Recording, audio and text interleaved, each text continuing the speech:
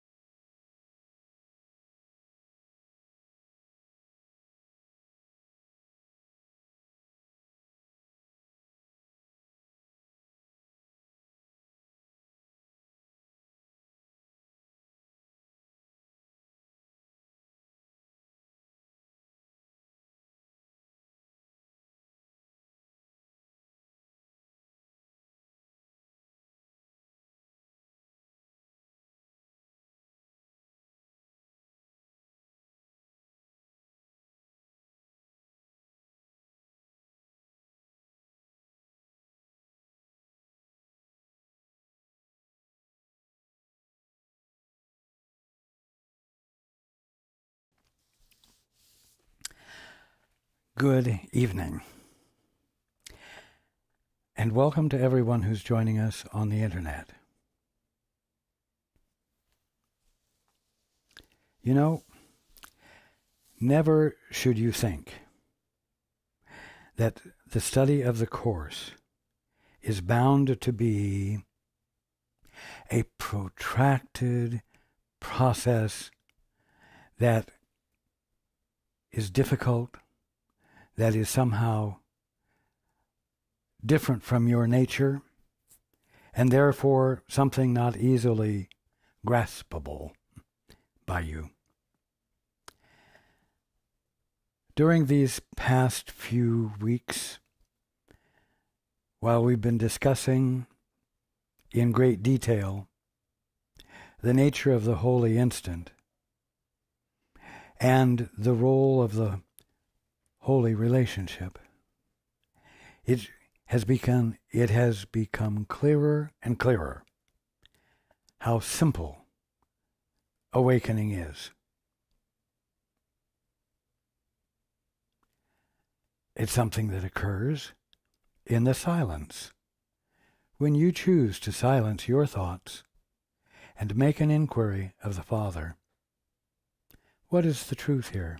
Meaning, Father, what is your perspective, regardless of my perspective?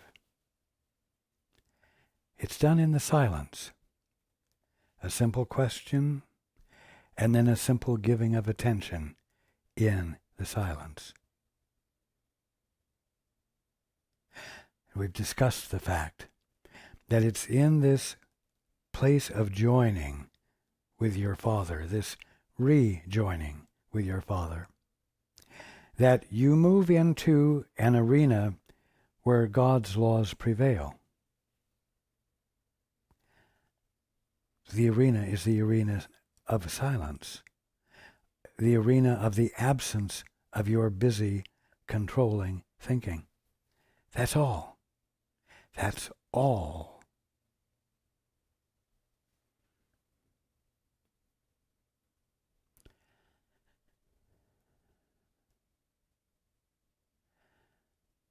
One clearly absolute requirement that accompanies this is the necessity of doing it on behalf of a brother or of a sister or of some part of God's creation, some part of the world and universe that is confronting you. You cannot do it for yourself and yourself alone. You get the benefit of what you give. And that's the way it works. You see, when you said, Father, I'd rather do it my way. Father, I'd rather make up the definitions and the meanings for everything. Father, I want a divorce. And you did this with a brother, in tandem, in a mutual agreement to do so. You caused yourself to experience being disconnected from your source. And as we discussed, you began to see yourself as an object instead of that conscious awareness, which is the mind of God in you, enjoying the Father's perspective regarding the kingdom of heaven, which is not made up of objects, but made up of ideas which are perfectly tangible to the mind that formed them. When you shifted with commitment to your own private, personal perspective, you not only experienced separation from the Father, you experienced separation from your brothers and sisters. The object that you became are the objects that they became. And so your intimate connection with them was lost. Why? Because in this place of isolation, you felt fear and guilt because it was not natural to your being. And so you became defensive. You became self-protective against the very brother with whom you made a mutual agreement to make up all of the meanings for everything. Do you see what kind of an untenable position this created? It instantly created tension. You need your brother to join in the mutual agreement to stand separate from the Father, and yet, in the standing apart, you became opponents. You became enemies, either mild enemies or potentially great enemies. And so it creates a push-me-pull-you state of tension. I need you, but I don't trust you. You are essential to my being in this place where I can make decisions and be in charge of things myself. But I cannot trust you. And so I engage in this mutual agreement with you carefully, untrustingly, and therefore it puts us in a constant state of potential war, sometimes actualized. You didn't expect that when the two of you said, let's make up our own definitions and let's agree to them together so that they have more substance than just our puny imagination. So,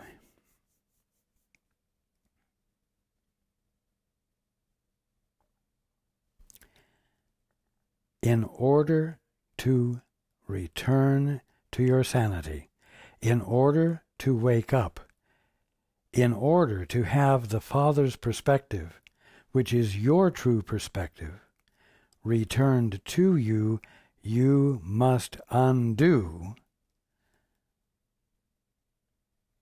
the divorce from your father, which estranged you from your brothers and sisters.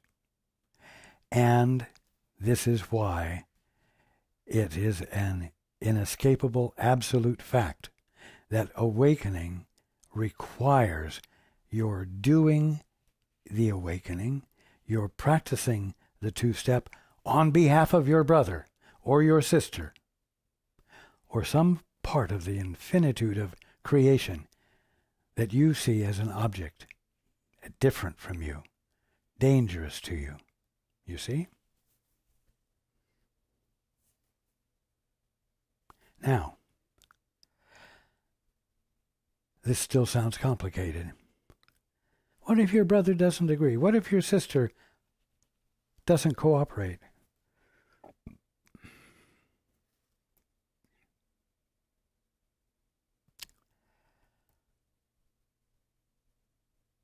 What if I have an ancient grudge or grievance that I'm unwilling to let go of?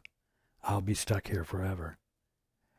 And it would seem to you that there must be hundreds of thousands, if not millions, of little justifications for not awakening that will stand in your way, making awakening a formidable, if not impossible, task. But remember what we discussed last week.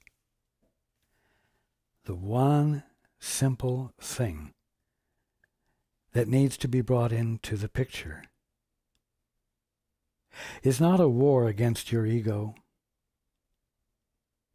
but rather a simple practice of curiosity. A curiosity to see the more of what God is being right here, right there, anywhere than what you're seeing. The curiosity to see the more of what God is being right there, anywhere, than what you're seeing.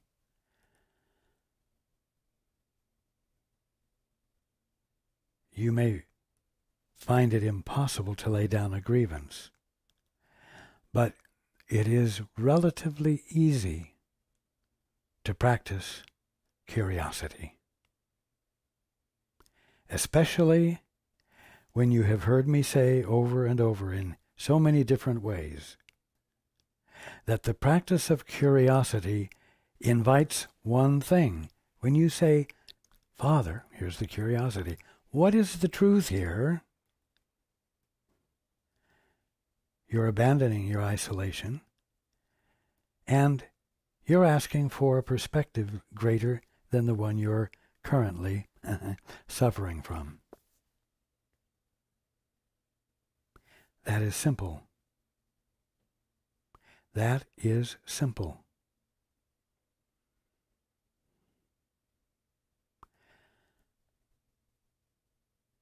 I've made it clear that the payoff for doing this practice of curiosity, will inevitably come, and it will not cost you anything. It will constitute an experience of fulfillment. So, if for any reason you thought, boy, it's taking us a long time to get through the book, is it going to be another 8 years before we get to the end and can wake up? No. Wake up tonight. Practice curiosity tonight, tomorrow, today.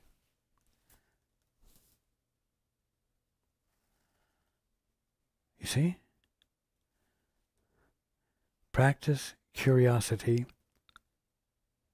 with whatever degree of safety you have been able to acquire through listening to me explain the nature of awakening, the process of it, the steps of it, and the fact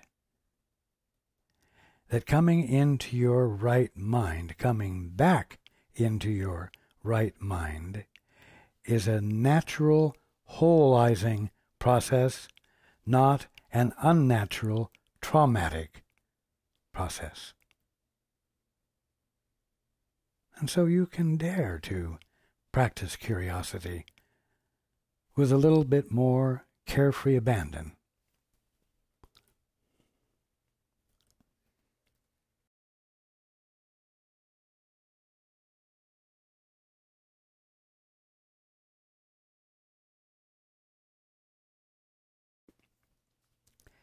Now, continuing in the book,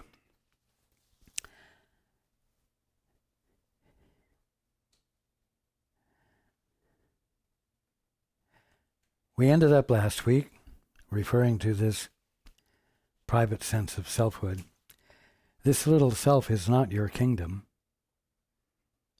It is not your kingdom.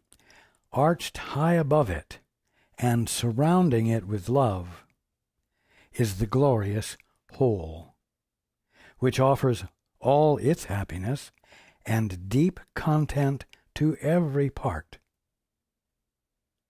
The little aspect which you think you set apart is no exception. In other words, this little part of the wholeness of you that you've said is what you are is no exception to the fact that all of creation, all of infinity, all of the wholeness of you is what is inside this little boundary that you've created. And so you are not any different from the wholeness of you. And the wholeness of you, which we've called the Holy Spirit, is nothing more than your right mind held in trust for you while you keep reinforcing this flimsy bubble, this flimsy boundary, you see?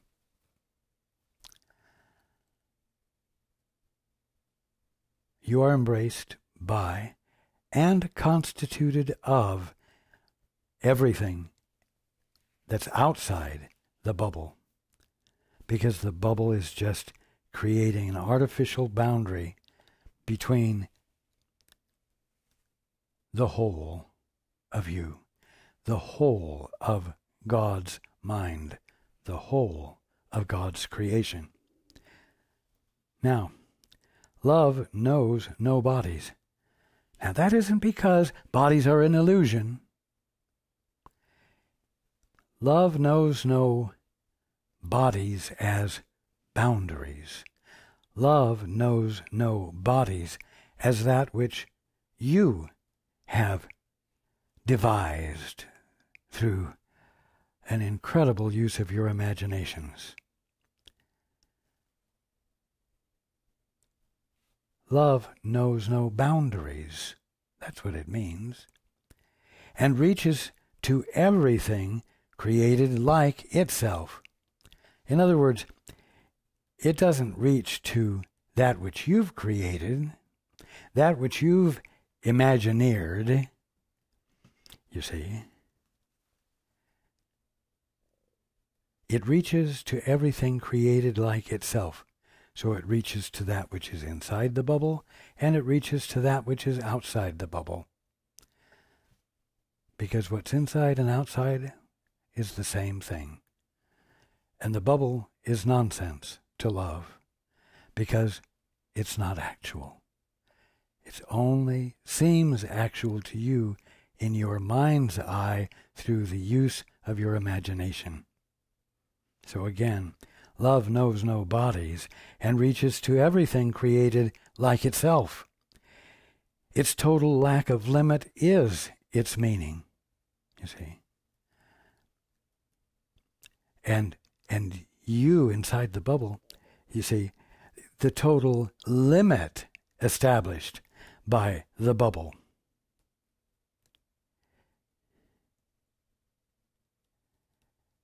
is your meaning, is the meaning you have established for yourself, you see.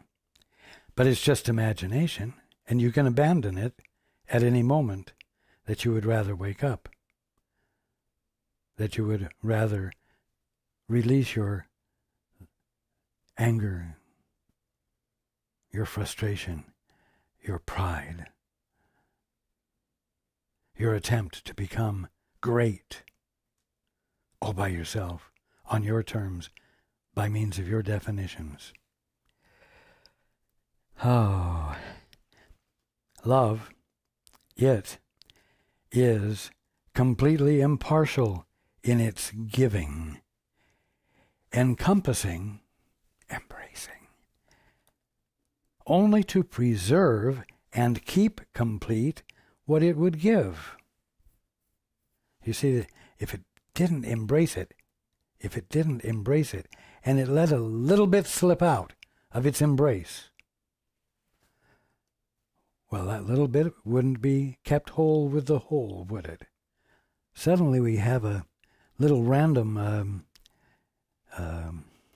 gadabout, sourceless, looks like love, but it's not embraced in everything, you see. Nonsense.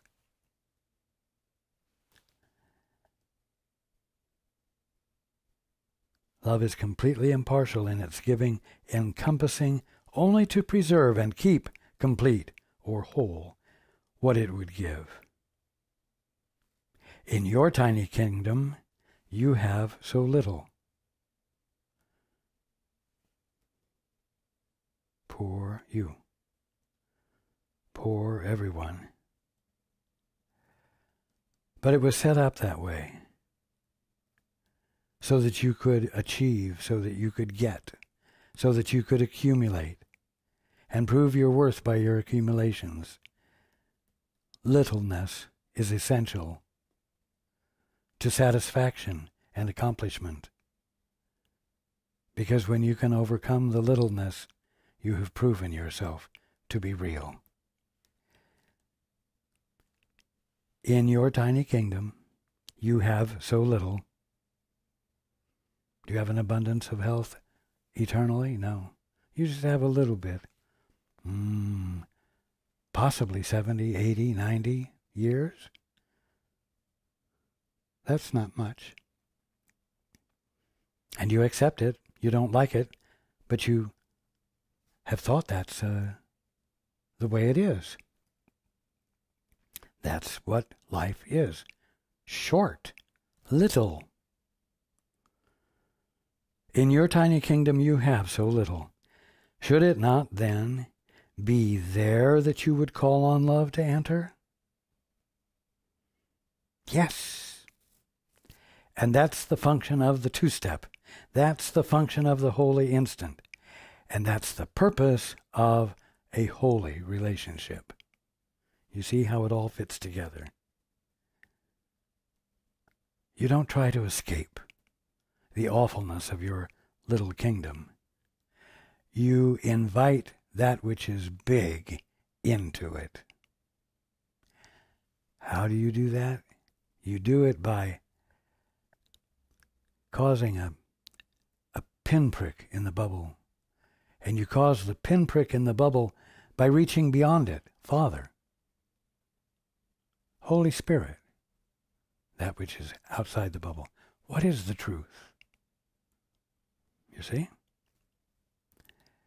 Should it not then be there that you would call on love to enter? Look at the desert.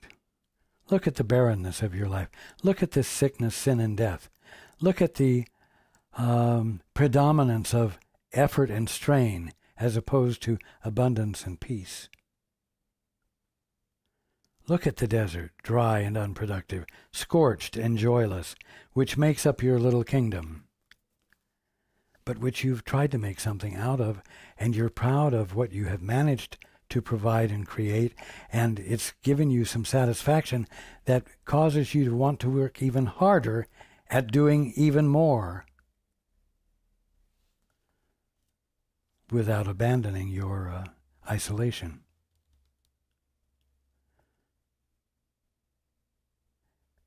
Look at the desert, dry and unproductive, scorched and joyless, which makes up your little kingdom. Now, let's face it. That's what life without your source already is. Every day you look at the desert, dry and unproductive, scorched and joyless, which makes up your little kingdom, and it depresses you. It does not make you happy, and it shouldn't. But understand that you're already doing this. We're talking about not just doing that. Listen, look at the desert, dry and unproductive. Look at it for what it is. Don't gloss it over. Don't see it as some integral part, necessary part of your achieving success, something that you would thereby want to keep and use for your progress. Look at the desert, dry and unproductive, scorched and joyless, which makes up your little kingdom. And realize the life and joy which love would bring to it from where it comes and where it would return with you. You see? Quite a difference.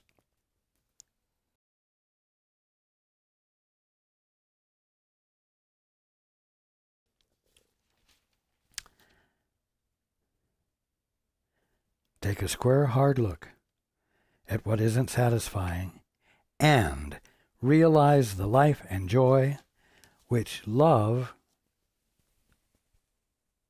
which fills infinity beyond the bubble as well as within the bubble, would bring to it from where it comes, would bring to the inside of the bubble from the outside of the bubble, and where it would return with you. By virtue of its entry into the bubble and your desire to reach beyond the bubble will burst, and you will be with love in the wholeness of your being, in creation itself, with the Father's perspective. The thought, the capital T thought of God surrounds your little kingdom. Creation, the kingdom of heaven, as what it is, inside and outside the bubble.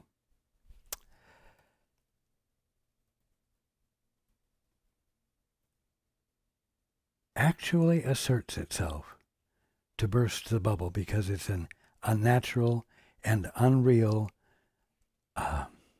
phenomenon.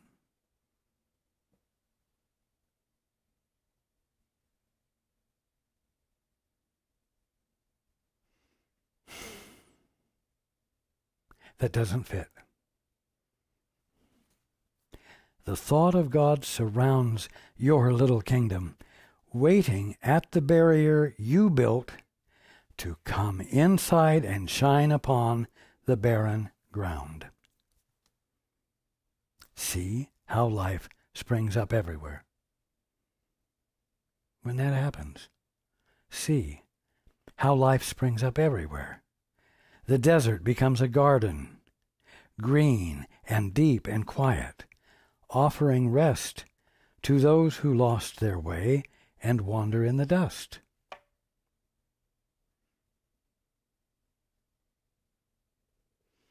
The only reason they're wandering in dust, and the only reason there seems to be dust instead of green, lush, verdant life, is because the definition given to the earth is one of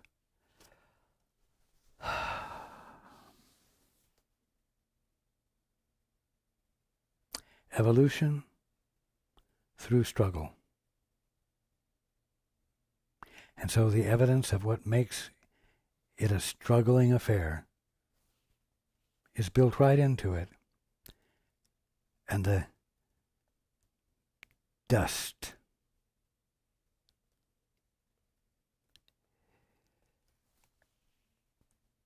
covers everything. covering up its lush greenness and moisture. But creation, as the Father is being it, is present right there, out of sight, underneath the definitions you have applied on top of it. You see, that's why all that's needed is curiosity, not a makeover of a false creation that's real.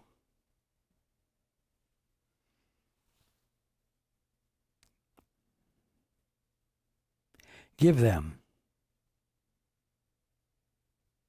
those who lost their way and wander in the dust, give them a place of refuge prepared by love for them where once a desert was. Well, how's this place prepared for them?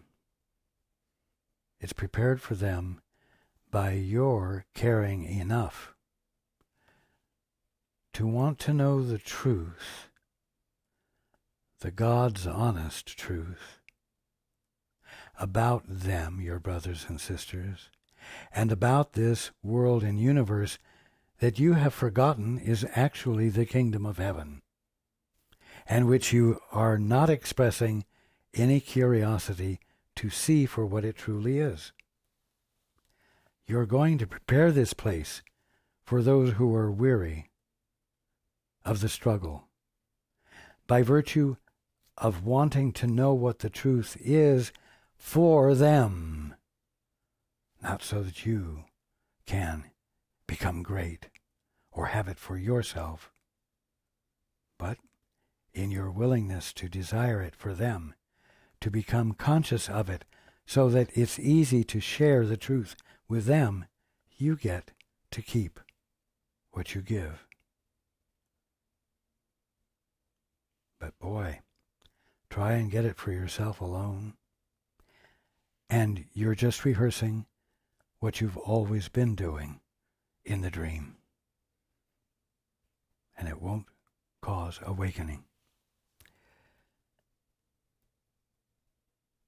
Give them a place of refuge, prepared by love, your desire to know what is real. Give them a place of refuge prepared by love for them where once a desert was.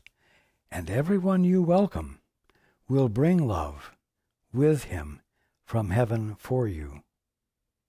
Listen, you don't want to miss some of these important words. And everyone you welcome will bring love with him from heaven for you. Now, mind you, these that you are welcoming are those who have lost their way and wander in the dust. So these are not awakened brothers. But it says, everyone you welcome will bring love with him from heaven for you. Here's the key word, welcome. And everyone you welcome. Remember, I started out this evening talking about the fact that when you got a divorce from your father and lost your connection, you also lost your intimate, loving connection with your brother, because your brother became somebody you could not trust. And so your brother became your enemy. And as a result, you treat everyone with guarded care. Some you don't have to bring as much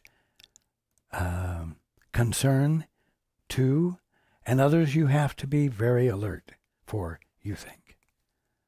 But you never allow yourself to be totally vulnerable with anyone, because at the bottom line, you do not welcome them. You are guarded. You practice doubt. In many ways, you become a sleuth.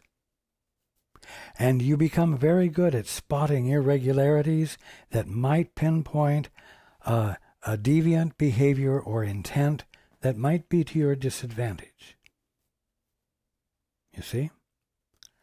But listen to this again.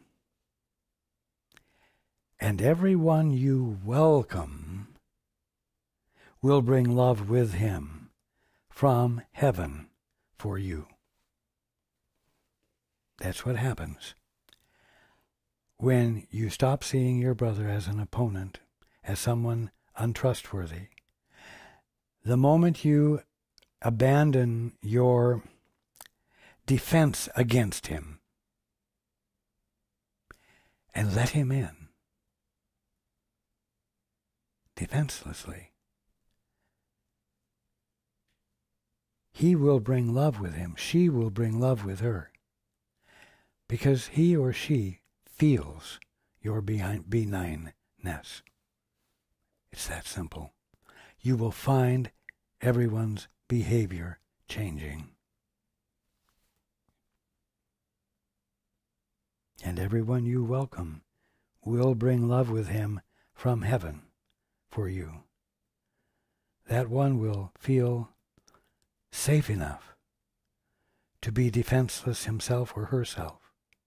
And what will exude from them will be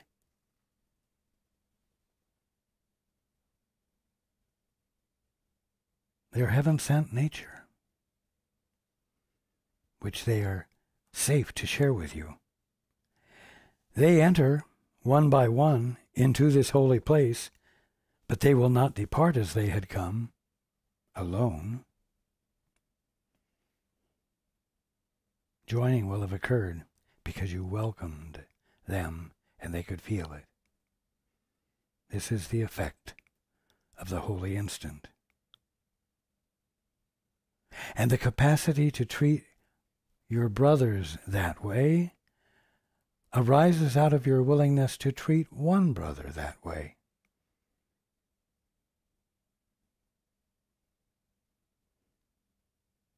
The love they brought with them will stay with them.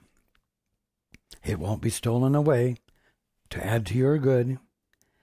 It will stay with them as it will stay with you. And under its beneficence, your little garden will expand and reach out to everyone who thirsts for living water, but has grown too weary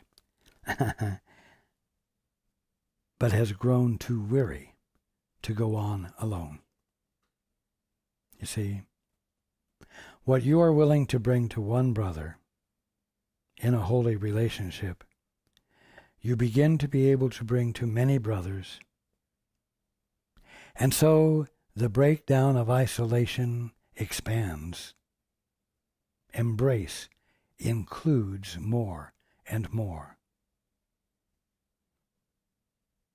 And so once the movement begins, it progresses until it becomes all-inclusive.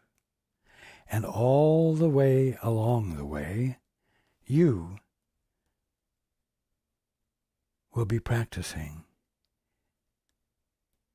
loving your brother and sister, reaching out to more and more of them on purpose because it's your function and there's nothing you would rather do than be part of that which is the transformation of the orphanage into the kingdom of heaven. Go out and find them. There you go. You've listened to know how to use your body sinlessly. In other words, for something other than self-defense. And when you do, you're given a task. You find what is appropriate for you to be being. And it's easy to be that. And so you do. Go out and find them, for they bring your capital S self, with them.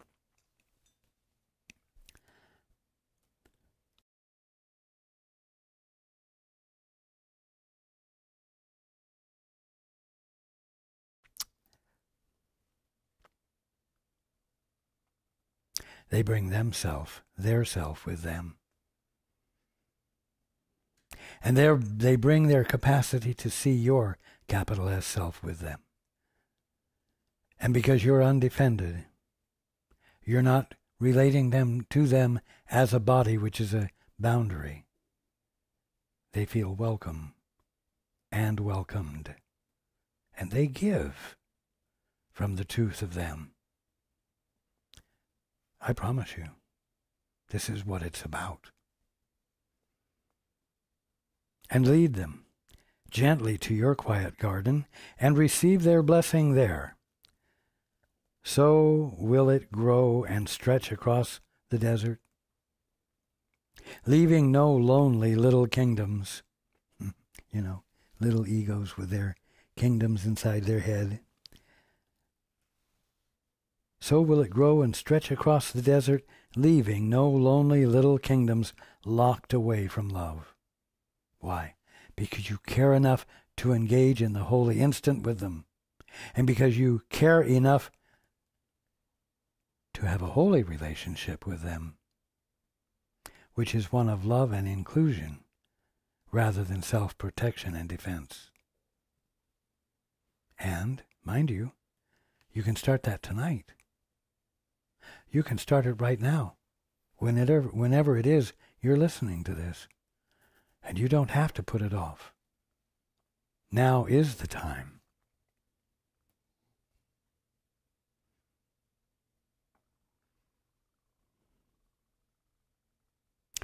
So will it grow and stretch across the desert, leaving no lonely little kingdoms locked away from love and leaving you inside.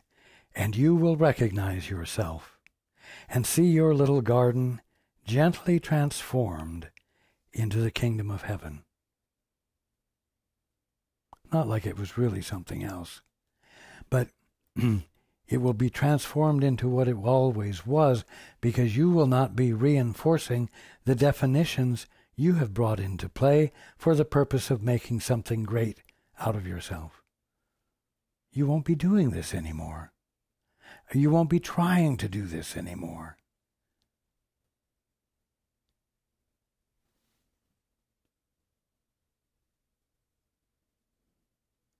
You will recognize yourself and see your little garden gently transformed into the kingdom of heaven, with all the love of its Creator shining upon it. With all the love of its Creator. Is that you? Is that the you who's waking up? No, its Creator is God. Its Creator is the infinite mind which moves, the movement of which is creation.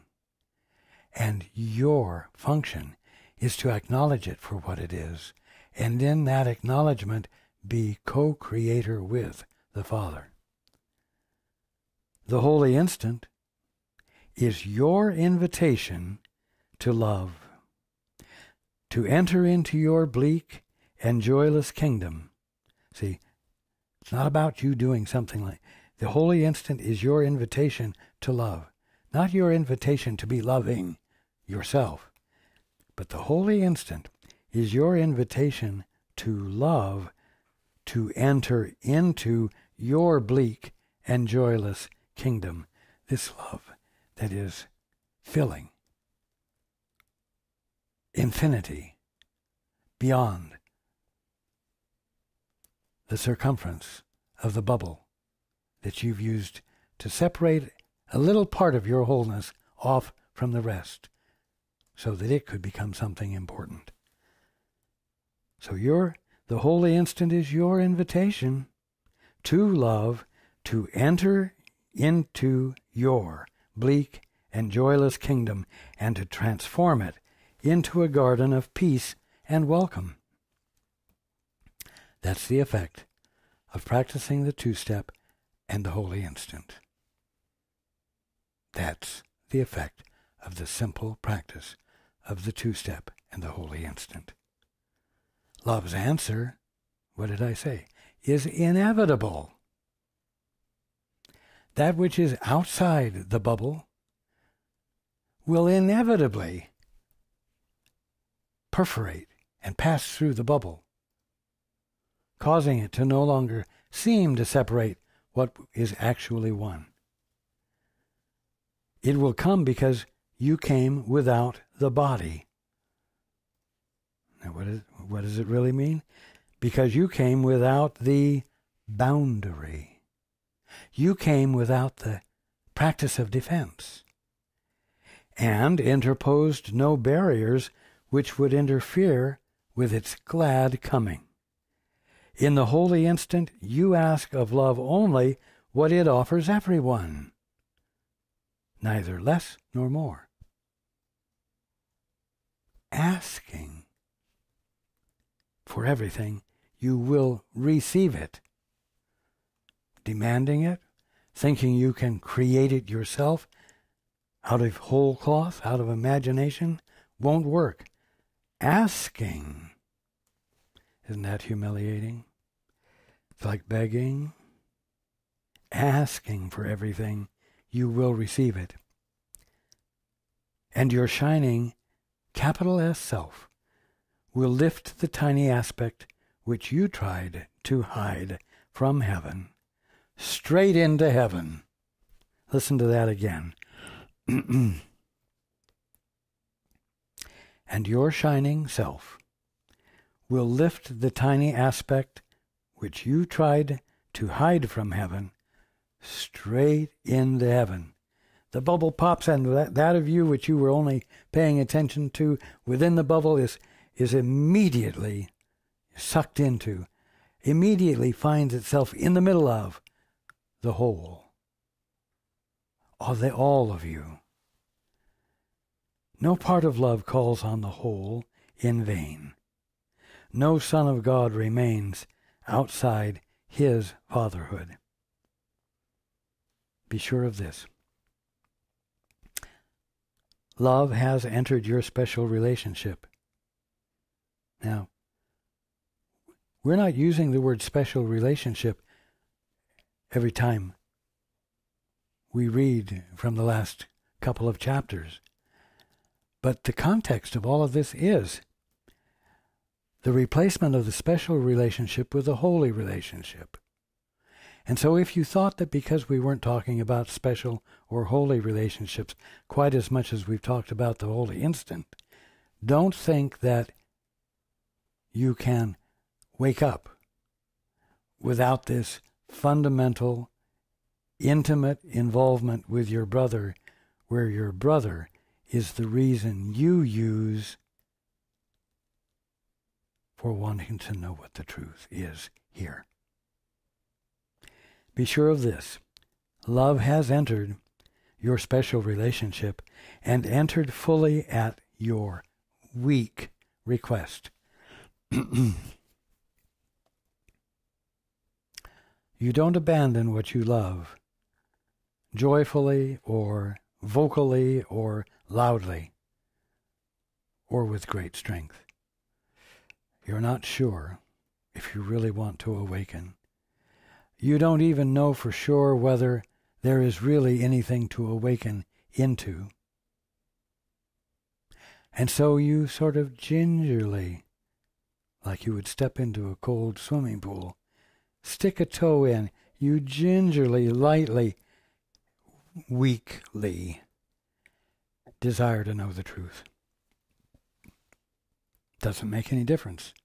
If you do it, if you make the request, if you express the curiosity, it will be rewarded. You do not recognize that love has come because you have not yet let go of all the barriers you hold against each other. And you will not be able to give love welcome separately. Just absolutely fundamental. You will not be able to give love welcome separately. You could no more know God alone than he knows you without your brother. But together, you could no more be unaware of love than love could know you not, or fail to recognize itself in you.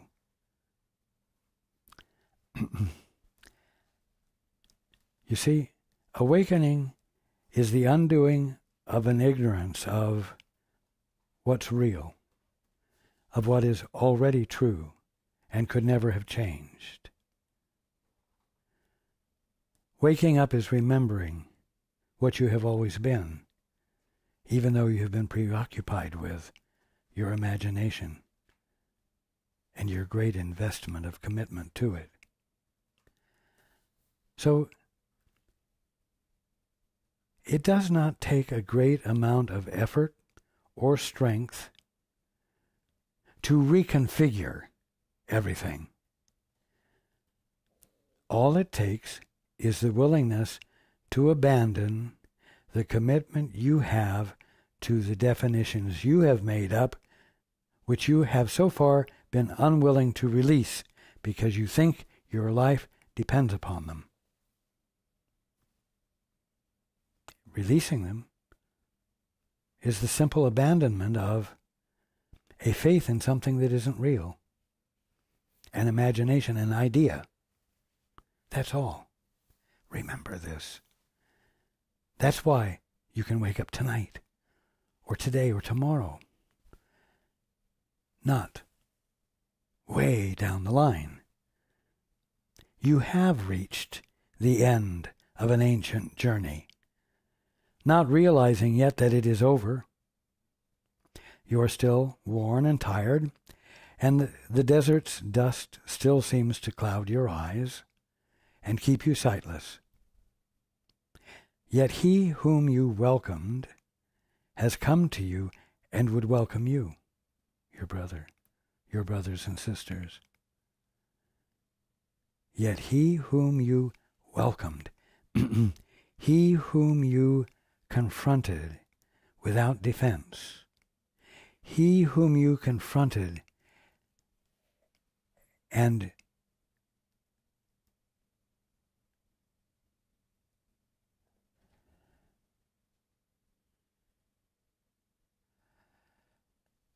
confronted without a preoccupation with your own safety, will allow himself or herself to be received by you without defense as well. Whom you welcomed, yet he whom you welcomed, embraced defenselessly, has come to you and would welcome, embrace defenselessly, you. You see? What you give, you receive, and what you give, you get to keep. It's a simple principle. He has waited long to give you this, your brothers and sisters have. Your brothers and sisters don't know it yet. Not all of them. Not those who are thick in the dream. But nevertheless, this is not their natural state. And that which is natural in them has waited a long time to be in touch with that which is natural in you. He has waited long to give you this. Receive it now of him. You can't receive through a boundary. You can't receive through a defense. But you can receive through defenseless welcome. Receive it now of him, for he would have you know him. Now, we're not talking about an awakened brother. We're talking about the guy who lives next door, or the lady who lives up above you, or the child who is hollering and crying in the other room because he's impatient. Receive it now of him, for he would have you know him, not who he believes he is. Only a little wall of dust, or a flimsy bit of water and soap still stands between you, blow on it lightly and with happy laughter, and it will fall away. And walk into the garden love has prepared for both of you.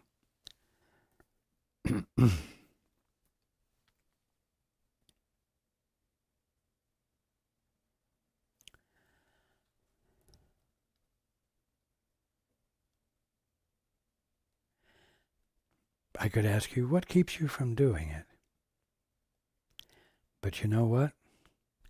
You're going to get caught up for the next 5 weeks or 5 months trying to answer that and thinking that the answer to it would be somehow valuable and contributive. Don't wonder or explore why you're not doing it. Do it. With carefree abandon. What you might feel is carelessness. Do it. It's what it's all about. And it's the only thing standing between you. The doing or not doing of it is the only thing that stands between you. No, the not doing of it is the only thing that stands between you and your awakening and the gift you would bring to everyone who is still dreaming.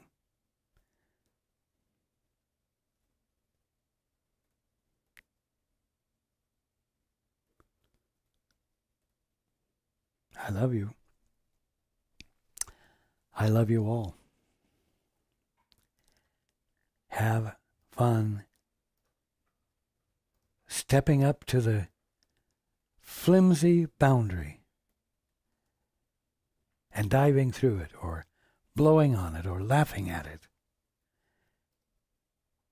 And invite the Father's perspective in. Invite love's presence in. Invite the Holy Spirit, which is nothing more than your right mind in its totality, in. And I look forward to being with you next week.